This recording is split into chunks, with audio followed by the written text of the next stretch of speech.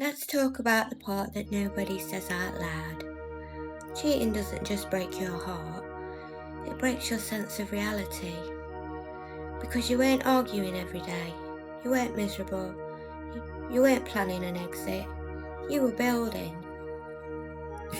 And then one day you find out he was building somewhere else too. And that destabilises you. Not the other woman, the double life. You started questioning everything. Was he ever happy? Were the good moments real? Did he ever love me? And here's the answer that hurts and heals at the same time. Yes and no.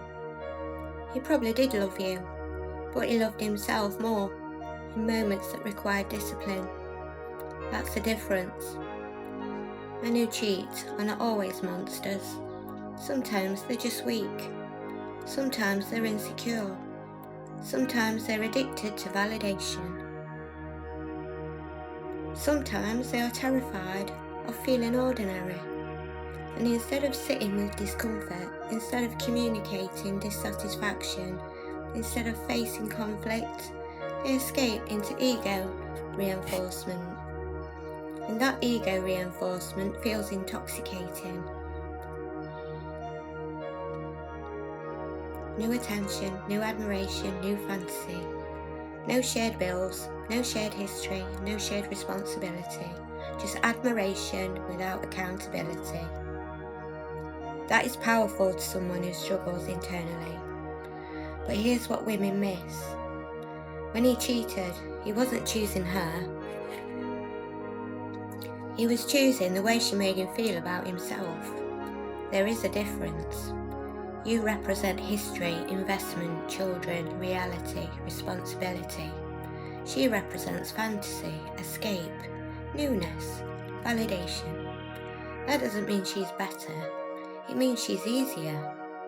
And insecure men choose easier in moments of weakness. You sit here thinking, if she's so special, why did he risk everything? Exactly, he risked everything because ego is loud. And ego says you deserve this, you can handle both. You won't get caught. You need more. Love whispers and ego shouts.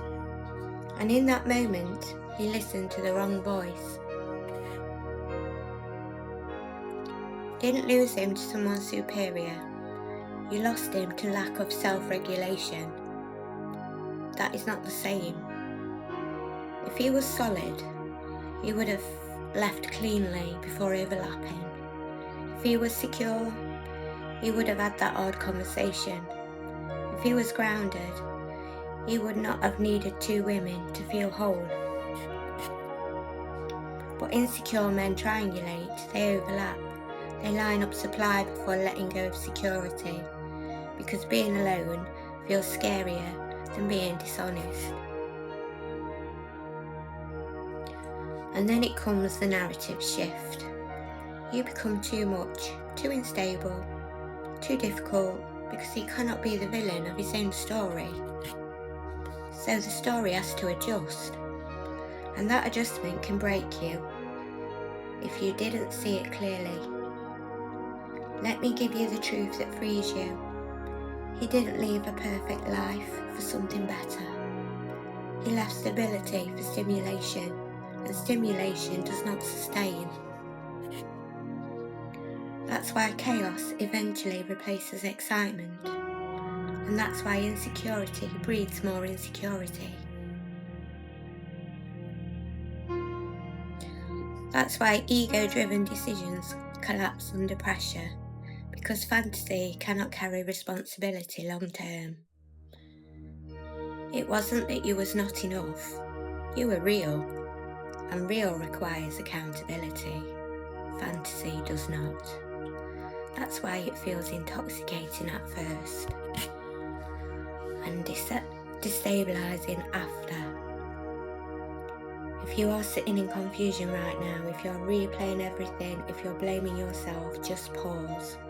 You didn't lose. You were discarded by someone who could not regulate his own impulses. And that says more about him than it ever will about you. That's why I wrote the book Cheaters' Cheat Codes.